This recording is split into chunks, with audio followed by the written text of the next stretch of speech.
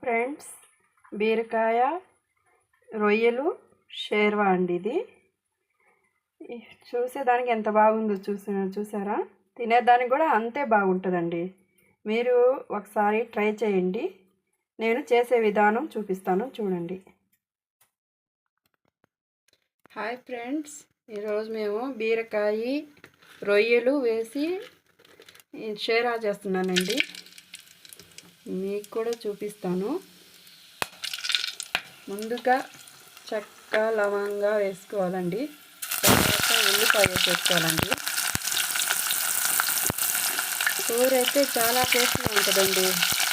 మీరు ఒక్కసారి చేసుకొని తిన్నారంటే ఇంక వదిలిపెట్టరు, అంత బాగుంటుంది కూర. మీరు కూడా ట్రై చేయండి ఒకసారి.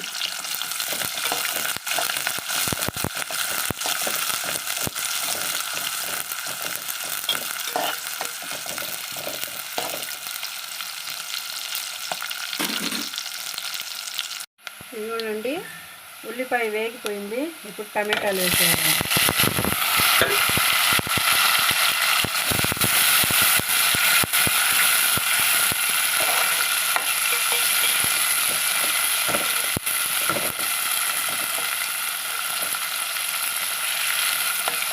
టమాటా కూడా మెత్తగా వాడుకోవాలి.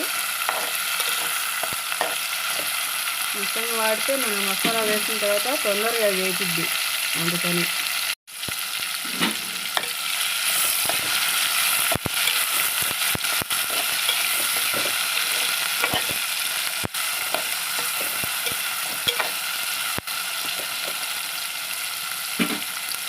మెత్తగా వాడిపోయింది ఫ్రెండ్స్. ఇప్పుడు మనం అల్లం వెల్లుల్లి పేస్ట్ ఒక 2 స్పూన్లు చాలండి. అది 1/2 కేజీ కూర అయితే ఒక 2 స్పూన్లు చాలండి. కూరగాయలైనా మనకి నాన్ వెజ్ అయినా ఏదైనా అండి.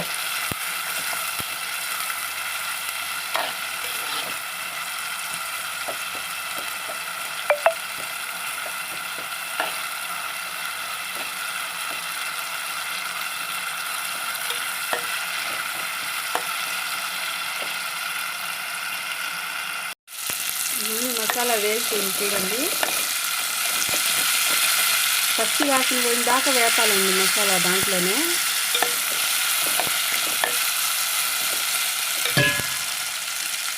ఇప్పుడు రొయ్యలండి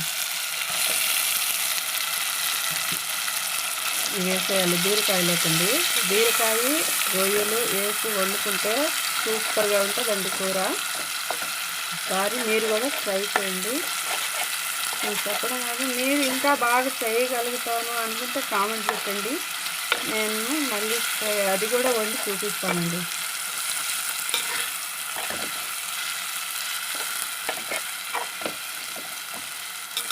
దీంట్లోనే వాటర్ అయితే వస్తుంది. ఆ వాటర్లోనే ఒక 5 నిమిషాలు ఉడకనివ్వాలి. తర్వాత బీరకాయ వేసిద్దాం.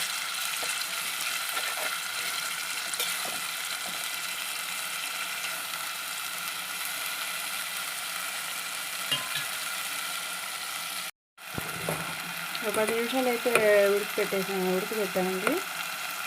ఇప్పుడు బీరకాయ కోసి పెట్టుకున్న బీరకాయ వేసేయాలండి దాంట్లో. దీంట్లో కూడా వాటర్ బాగా ఊరుతాయండి. మనం మళ్ళీ కొంచెం చూసుకొని పోసుకోవాలండి వాటర్.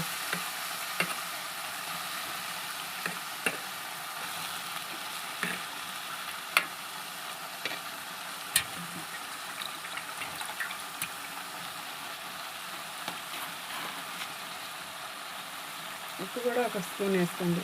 తర్వాత మళ్ళీ చూసుకొని వేసుకుందాం.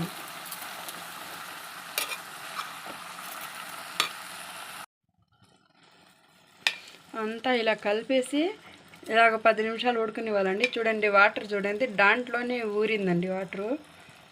మనం ఈ వాటర్ని చూసుకొని మళ్ళీ యాడ్ చేసుకోవాలండి. వాటర్ అనేది ఒకేసారి పోసేయకూడదు మళ్ళీ.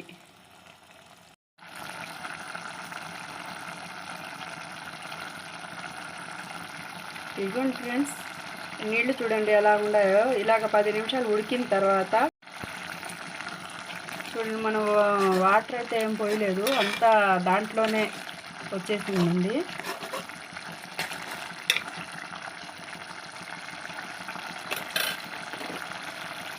ఇప్పుడు కారం, పసుపు, ధనియాలు అన్నీ దీంట్లో వేస్తున్నాను. ఒక 3 స్పూన్లు వేసుకోండి కారము, ఒక అర స్పూను పసుపు అండి, ఒక స్పూన్ ధనియాల పొడి అండి.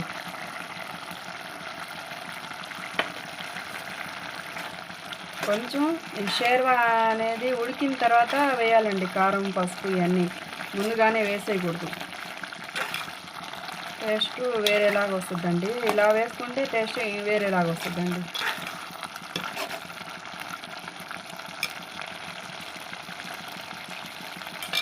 ఇప్పుడు ఒక గ్లాసు వాటర్ పోసేసుకోండి.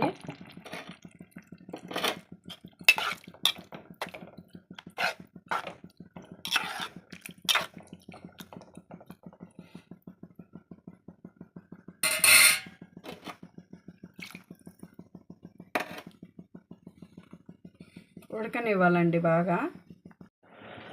అవునండి, దాంట్లో కొబ్బరి, కొంచెం గసగసాలండి, ఒక అర స్పూన్ ఉందండి గసగసాలు. అవి 2 వేసి మనం మసాలా పట్టేసుకోవాలి. ఫ్రెండ్స్, సగం కూర ఉడికింది.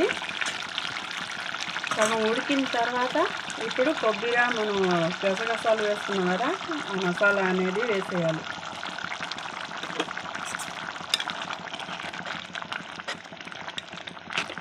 గ్రేవీ అనేది టేస్ట్ బాగుంటుందండి ఇలా వేసుకుంటే. మనం ముందుగానే వేసేస్తే ఆ టేస్ట్ మారిపోద్ది. ఇంకొంచెం వాటర్ పోసి ఉడకనివ్వాలండి. ఫ్రెండ్స్, కూర అనేది అంతా ఉడికిపోయింది. ఇలా గ్రేవీగా బాగా వచ్చేసిందండి. ఇప్పుడు చికెన్ అయిన తర్వాత ఇలా ఉన్న తర్వాత దించేయాలండి.